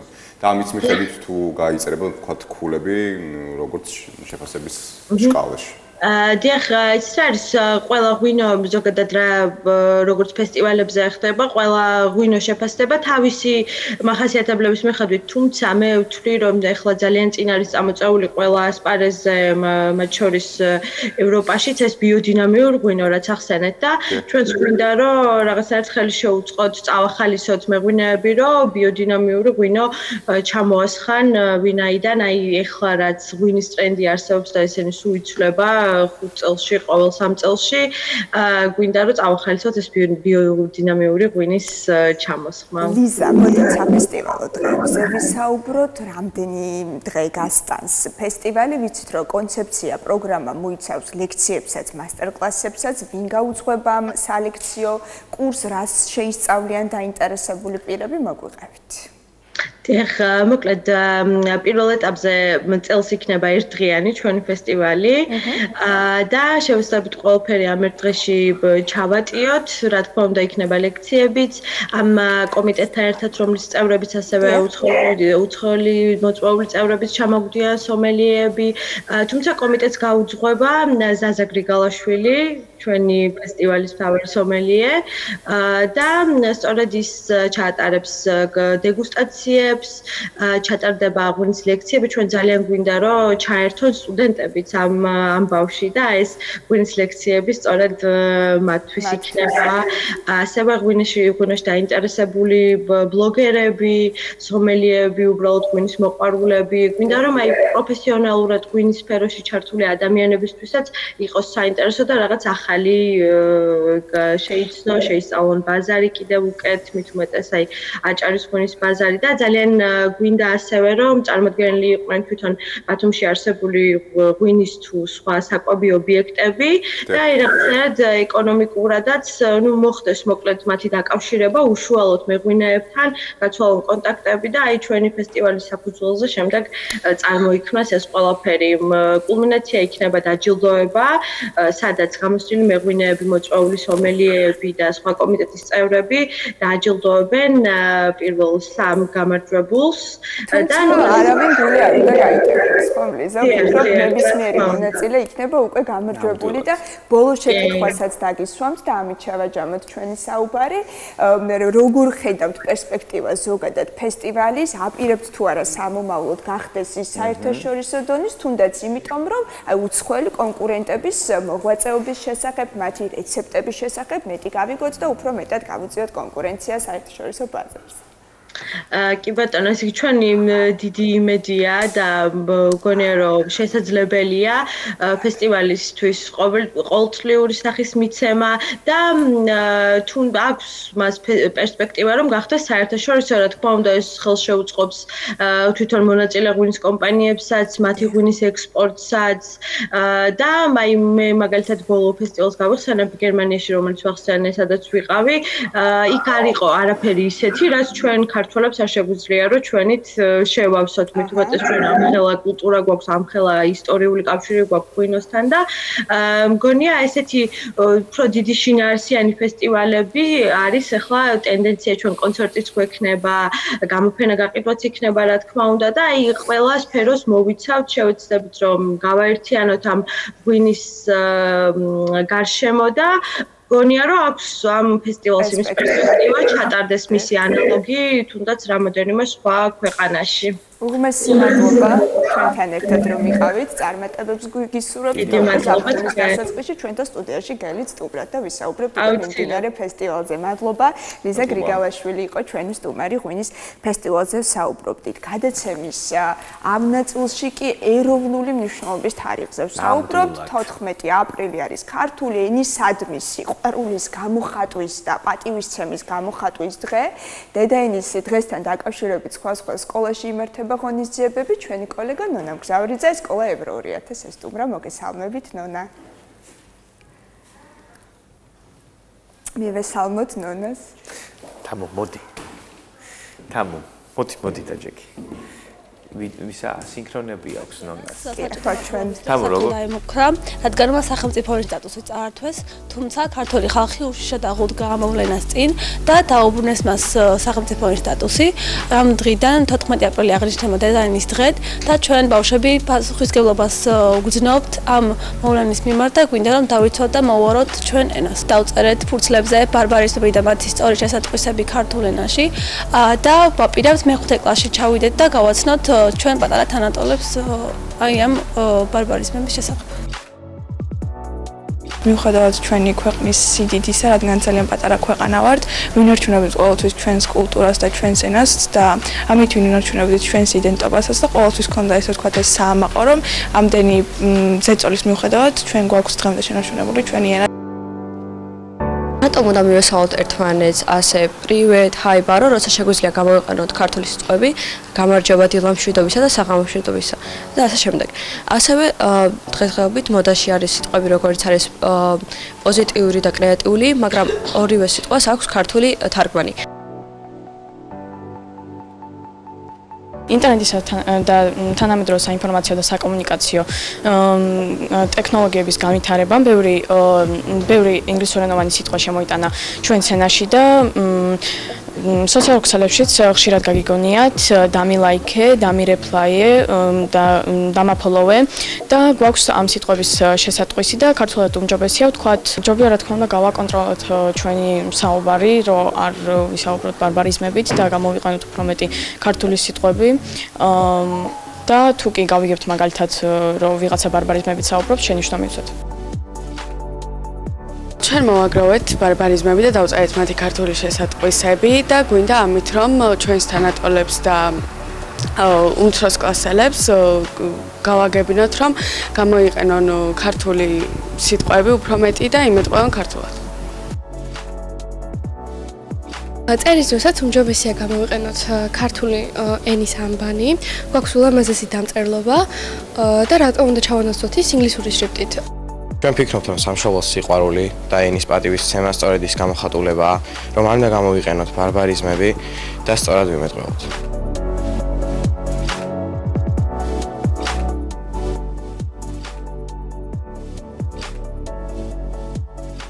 აი ალექსანდრეს ნაზრევით უნდა გავაგრძელოთ ალბათ გადაცემა, რომელიც ნამდვილად რაღაცნაირად ისე ჭეშმარიტი არის, რომ ქართულ სამშობლოს სიყვარული და ზოგადად ხო სიყვარული ალბათ სამშობლოს მიმართ იწყება პირველ რიგში ენის მიმართ სიყვარულით და არ უნდა გამოვიყენოთ ბარბარიზმები, რომელიც დღეს ჩვენს ყოველდღიურობაში სამწუხაროდ დამკვიდრებულია მათ შორის მისალმების ნაწილშიც. მოკლედ დედაენის დღეს არის არა მხოლოდ ენის როგორც რაღაც კულტურის საძირკველის აღნიშვნის დღე, ეს არის დიდი თავისუფლების და თავდადების დღეც და ჩვენ აუცილებლად პატარა ისტორიული ექსკურსიაში გავიხსენოთ კიდევ ერთხელ, რომ 1978 წლის 14 აპრილს ქართველი სტუდენტებისა და მოქალაქეების მასობრივი მშვიდობიანი პროტესტის შედეგად ქართულმა ენამ საბჭოთა კონსტიტუციაში სახელმწიფო ენის სტატუსი შეინარჩუნა. მნიშვნელოვანია ამ ადამიანების ეს დადება, ეს ღირსეული პროტესტი გვახსოვდეს მუდმივად, ეს ის ადამიანები არიან, რომლებიც მოიტანეს ქართული ენა იმ სახით, რა სახითაც არის დღეს და ყოველთვის უნდა გვახსოვდეს ჩვენ ეს დღე. ეს ენა არ არის მხოლოდ კომუნიკაციის საშუალება, ის არის ჩვენი იდენტობის ნაწილი, ეს არის ალბათ მთავარი საფუძველი, რასაც ქართული ენის პედაგოგები უზიარებენ თავიანთ მოსწავლეებს, ხომ? წარვადგინოთ ჩვენი სტუმარი თამუნა ლომთაძე, ქართული ენისა და ლიტერატურის პედაგოგი. ლომთაძე, მაპატიეთ უკაცრავად. აი, როცა შედიხართ გაკვეთილზე და სწორედ ეს უნდა იყოს თქვენი მნიშვნელოვანი ნარატივი, რასაც გაუზიარებთ თქვენს მოსწავლეებს, რომ ეს ენა არის ჩვენი იდენტობა, ჩვენი წინაპრების ამოძახილი, ეს იგივე 78 წლის მოვლენების ცოდნაც ძალიან მნიშვნელოვანია მათთვის, რა არის მთავარი მეთოდები, რომელსაც იყენებთ იმისთვის, რომ მეტად შთააგონოთ, რაოდენ დიდი მნიშვნელობა აქვს სახელმწიფო ენას და ზოგადად ენას ჩვენთვის. მოგესალმებით. გამარჯობა. გილოცავთ დღევანდელ დღეს. ყველა ქართველს გილოცავთ დღევანდელ დღეს. მეც გილოცავთ დღევანდელ დღეს. ძალიან მნიშვნელოვანია დღევანდელი დღე და მით უმეტეს მნიშვნელოვანია მასწავლებლის როლი დღევანდელ დღეს, იმიტომ რომ მოსწავლეებმა აუცილებლად უნდა იცოდნენ ამ დღის არსი. ხო, თქვენ სწორად აღნიშნეთ 1978 წელს დიდი გამოწვევის წინაშე დადგა ქართველი ერი, ხო? მაგრამ ქართველებმა დავიცავით ჩვენი ენა, წარმოვიდგინეთ ახლა მაშინ რომ ეს მოცემულობა მიეღოთ ჩვენს მაშინდელ ქართველებს, პროტესტი არ გამოეხატათ. დღეს რა რეალობის წინაშე აღმოჩნდებოდით? არავინ ვიცით, ხო. და 1990 წელს დაწესდა, თუ სწორად მახსოვს, 14 აპრილის აღნიშვნა, ხო? 14 აპრილი გამოცხადდა დედაენის დღედ და ქართული ენის დაცვის დღედ. და მე რაც თავი მახსოვს, რაც მასწავლებელი ვარ, ყოველ წელიწადს, ყოველ 14 აპრილს ვცდილობთ, რომ ჩვენს მოსწავლეებს მოვუყვეთ ამ დღის შესახებ. აუცილებლად უნდა იცოდნენ და ეს დღე ამ დღის აღნიშვნამ რაღაცა მათში უნდა გააღვივოს ეს პატრიოტული გრძნობები. სამშობლოს სიყვარული არ არის მარტო ლექსების სწავლა, სადღეგრძელოების თქმა, ხო, გულზე მჯიღის ცემა, სამშობლოს სიყვარული საქმით უნდა დავამტკიცოთ. და ბავშვებმა იციან ეს საქმე არის ისწავლონ მათი ქვეყნის კულტურა, ისტორია, ენა, გაუფრთხილდნენ ენას და ყოველ წელიწადს გვაქვს აქტივობა, განსაკუთრებით ქართულის მასწავლებლები ვცდილობთ 14 აპრილს რაღაცა მასშტაბური აი რა სახის აქტივობებია საინტერესო. აი წელს მაგალითად ასეთი რამ მოვიფიქრეთ, რადგანაც თანამედროვე მეტყველება ჩვენი დანაგვიანებულია ბარბარიზმებით, უცხოენიდან შემოსული კონსტრუქციებით არის ენა სავსე, ხო, ეს ნეოლოგიზმები, ეს ეგრეთ წოდებული სლენგები, ხო, ეს ეძახია. სავსეა ენა, აი რა ვიცი, სადაც არ გაიხედავ, გვესმის ეს არაქართულენოვანი სიტყვები და გადავწყვიტე რომ წელს ამაზე მიმექცია ბავშვების ყურადღება და ბოლო ერთი კვირის განმავლობაში ვთხოვე რომ ამ ერთი კვირის განმავლობაში აი ყურადღება მიექცია და ჩაეწერათ ის სიტყვები, რასაც იყენებენ ყოველდღიურ მეტყველებაში.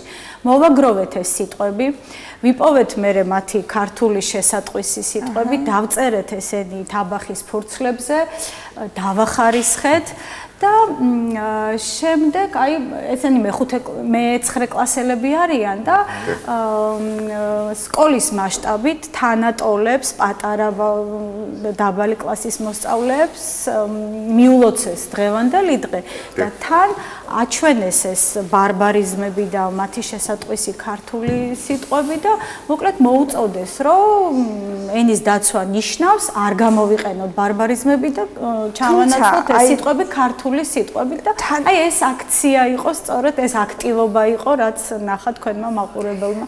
თითქოს აი ბოლო დროს ძალიან მსუბუქად ვუყურებთ ამ ახალი თაობის საუბრის სპეციფიკას, იგივე მათ ტერმინოლოგიას და ჯენზის ენას ვეძახით, გვინდა რომ შევიცნოთ რაც გულისხმობს ესა თუ ის ტერმინი ისინი ძალიან ლაღად უყურებენ ამას თითქოს ამაში არანაირი სპეციალური ტერმინოლოგია კი თითქოს ამაში არანაირი პრობლემა არ არის ეს თავისი ენა რო აქვს და შენ თუ ამ ენას ვერ ხვდები შეიძლება ცოტა დამცინავადაც კი შემოგხედონ აი აქ უკვე ცნობიერებაზე ხომ არ გვაქვს სამუშაო როგორ გგონიათ რა თქმა უნდა და სწორედ ამ მიმართულებით მუშაობთ ქართულის მასწავლებლები ჩვენ ხო მარტო გრამატიკულ ნორმებს არ ვასწავლით მოსწავლეებს არა მშობლიური ენის ცოდნა არ ნიშნავს იცოდე რაღაცა წესები ხო ენას უნდა გრძნობდე ენას უნდა განიცდიდე ხო ეს უნდა იყოს შენი სალაპარაკო ხო სალაპარაკო ენა რა თქმა უნდა თუმცა ენა არის ცოცხალი ორგანიზმი ამაზეც ვისაუბროთ გასაგებია ამ ღონისძიების ამბავი და ეხლა უფრო ჩავღრმავდეთ სწავლების სპეციფიკას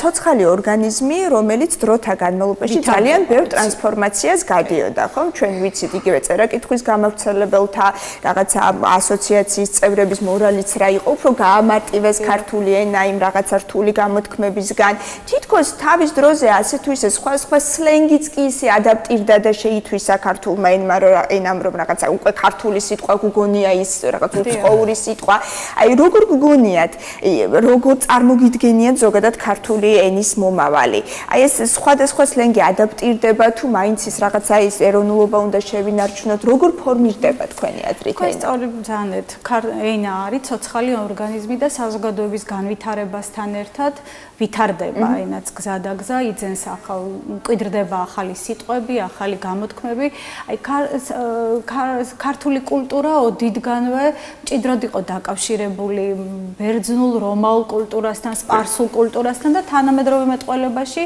ჩვენ ვიყენებთ ამ ენებიდან დამკვიდრებულ სიტყვებს ხო და ამაში უცნაური არაფერია თუ კი ენა გვინდა რომ განვითარდეს გამდიდრდეს უცხოენიდან სიტყვებს ესხულობს მკვიდრდება საერთაშორისო სიტყვები ხო ეს არის ენის გამდიდრება ეს ბუნებრივი პროცესია და ძალიანაც კარგია მაგრამ ეს არის ბეწვის ხიდზე გავლა თუ აი აქ ყურადღებით არ ვიქენით ეს ხიდი შეიძლება ჩაგვიტყდეს და სერიოზული პრობლემის წინაშე აი რასაფრთხეები შეიძლება გამოიწვიოს საინტერესოა თანამედროვე რაღაც კონკრეტული სიტყვები რომელიც მაგალითად საერთოდ გადაშენდა და რომელსაც საერთოდ არც ვხმარობთ ფაქტიურად იმდენად ჩაუნაცვლო ბარბარიზმმა რომ დღეს თანამედროვე სასაუბრო ენაში ეს სიტყვები აღარ გვხვდება ფაქტიურად რასაფრთხეები შეიძლება გამოიწვიოს ამან აი ამან რომ დაუფიქრდეთ ჩვენს მეტყველებას და თითოეულმა ადამიანმა მოვთხოვოთ საკუთარ თავს რომ უარი უთხრათ ბარბარიზმებს და ვიმეტყველოთ ქართულად. იცით, აი ბავშვებმაც აღნიშნეს სხვათა შორის რომ ტელევიზორშიც ხშირად ისმისო ფეიქ ნიუსი მაგალითად. ხო, აი ყალბი ინფორმაცია, ხო შეიძლება მესმის რომ აი ფეიქ ნიუსი ადვილად გამოითქმის რაღაცა მეგა შოუებსაც კი შოუს ხია კიდეც უცხოური სახელი ესეც მნიშვნელოვანია ხო ხა მახსენდება რაღაც რამდენიმე არ მინდა დასახელება მაგრამ რაღაცა ინგლისური სახელწოდება არის გამოყენებული მაშინ როცა შეუძლიათ რომ თქვენ ქართული შესატყვისი თუმცა აქ ისევ ის წერა-კითხვის გამავრცელებელთა საზოგადოება და მაშინდელი მამათა და შვილთა ბრძოლა რომ გავიხსენოთ ის მამების თაობას ეგონა რომ შვილები დესტრუქციას ცდილობენ ენის როცა რეალურად ხვდებით რომ არ იყო ასე აი თქვენი აზრით სად უნდა დათმოს ძველმა თაობამ რაში უნდა გაუწიოს ანგარიში ახალ თაობას იცით აი მეცნიერების განვითარებამ და ტექნოლოგიების განვითარებამ მოიტანა ახალი სიტყვები და ეს ამ ახალი სიტყვების შესატყვისი ქართული სიტყვები ფაქტობრივად არ აგვაქვს აი მაგალითად კომპიუტერს ქართულად როგორ ვიტყვით, ვერ გადმოვთარგმნით. ხო, ცხადია, კომპიუტერი არ არის ქართული სიტყვა, უცხოური სიტყვა, მაგრამ ეს დამკვიდრდება ენაში და გამოვიყენებთ, მაგრამ ასევე მასთან დაკავშირებული პროფესიების სპეციფიური სამეთყოლო ნიშნები და ტერმინები. კი ბატონო, ხო, რაღაცები რა თქმა უნდა დამკვიდრდება ენაში და ეს ბუნებრივია. მაგრამ აი მაგალითად მოდურია ძალიან კრეატიული ვხმარობთ ამ სიტყვას. რატო უნდა გამოვიყენოთ კრეატიული, როცა გვაქვს შესანიშნავი ქართული სიტყვა, ხო? შემოქმედებით დაუშვათ, ხო? და ბევრია ასეთი, როცა გვაქვს შესატყვისი ქართული სიტყვები, გამოვიყენოთ ქართული სიტყვები და როცა არა გვაქვს ეს თარგმანი, არა გვაქვს შესატყვისი ქართული, კი ბატონო, თავისთავად მოხდება და დამკვიდრდება ეს უცხოური სიტყვები, ხო? ეხლა ბავშვებს კრაში ჩვენთვის ძალიან უცხოა, ხო? ხო და შეყვარებული, ხო? ამ კრაშაო ეს ექვსმენია ხო? მიჯნური. აი ეგ არის და მეთქვა რომ ხო ეხლა ხო თანამედროვე ბავშვი ვერ მოთხოვ თქვას რომ ჩემი მიჯნურია. ნუ სასაცილო გამოდის. და ნუ რა თქმა უნდა შემთხვევაში შეგვიძლია დავთმოთ. რა თქმა უნდა, მაგრამ მოდი რა კრაში უკეთესია? ვიპოვოთ რაღაცა უკეთესამავალი. ამას აკეთებენ ჩვენი არაჩვეულებრივი პედაგოგები და თამუნას მინდა ვკითხო, აი სწორედ თაობაზე, რომელიც თქვენ ახსენეთ, არაერთი ბავშვი, არაერთი თაობა გაიზარდა თქვენს ხელში და მე მინდა დღევანდელ თაობას შევეხოთ ორი სიტყვით. როგორი თაობა მოდის, საინტერესოა თქვენი შეფასება.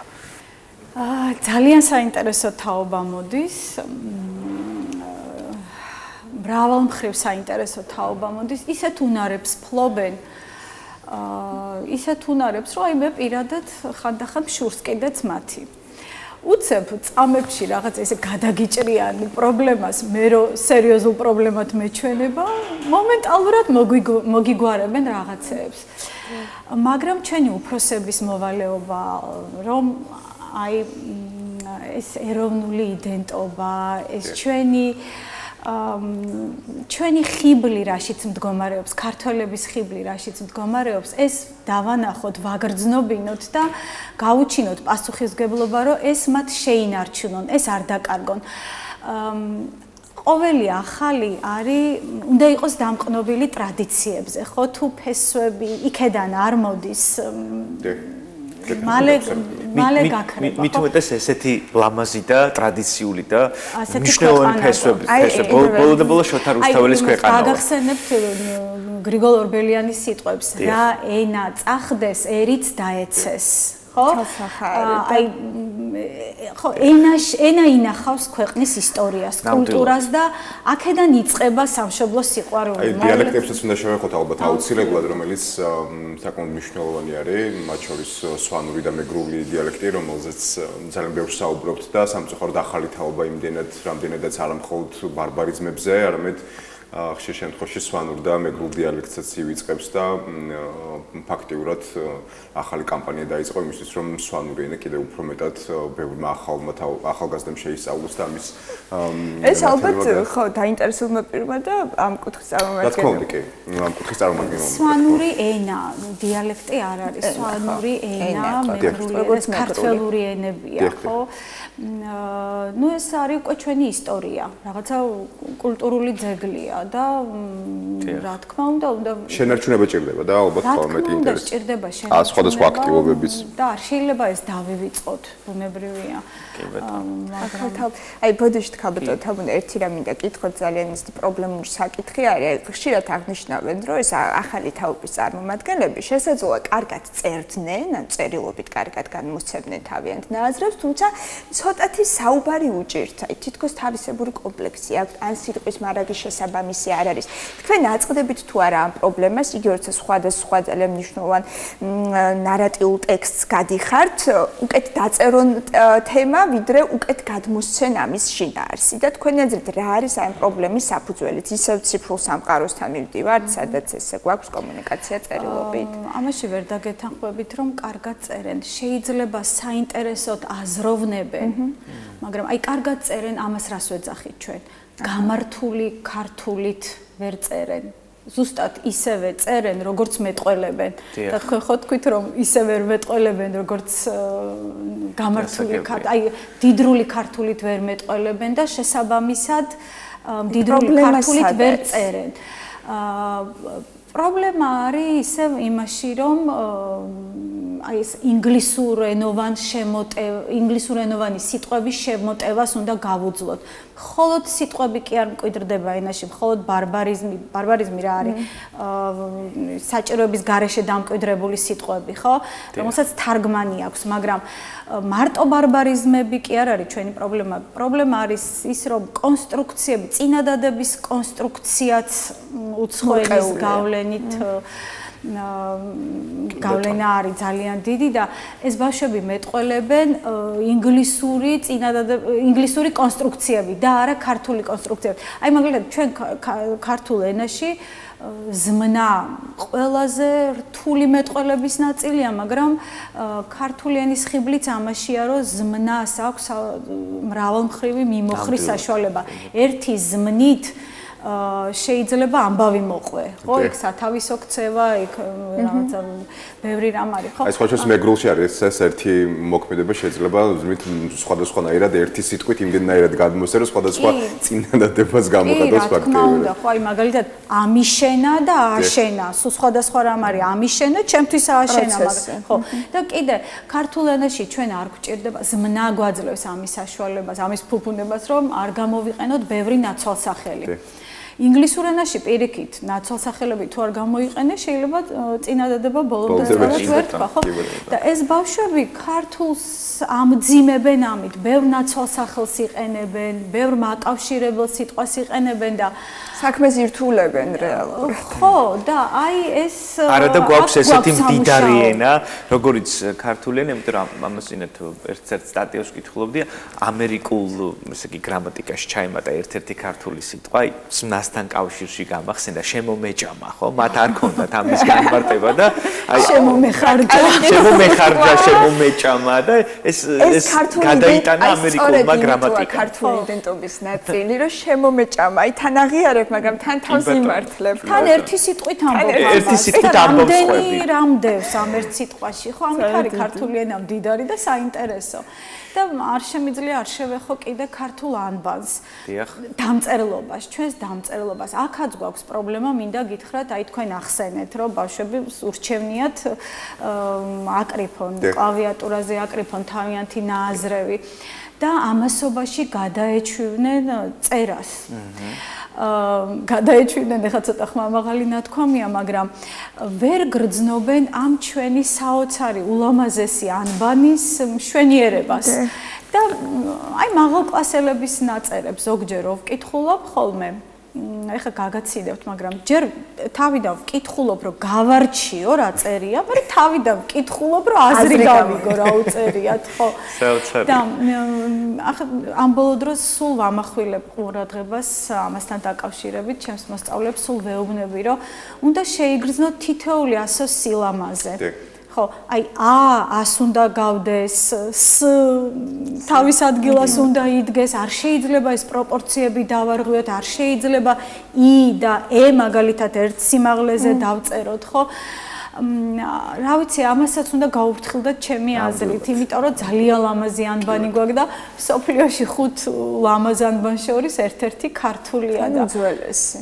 უღმესი მადლობა, რომ იყავით ჩვენთან ერთად ეს ქართული იდენტობის გადასარჩენად. თითოეულმა ჩვენგანმა უნდა იგრძნოს მოქალაქეობრივი პასუხისმგებლობა. და ეს ბავშვები გრძნობენ ამას და გვიხარიათ თქვენი დამსახურება პედაგოგებს. ძალიან დიდი მადლობა ჩვენს სტუმარს, დრო ჩვენს მაყურებელსაც დავიმშვიდობოთ, კიდევ ერთხელ გილოცავთ დედაენის დღეს. თამუნა ლომთაძე გახდათ ჩვენი სტუმარი ქართული ენისა და ლიტერატურის მასწავლებელი. დიდი მადლობა. მადლობა ჩვენს მაყურებელსაც. დავიმშვიდობოთ დროებით.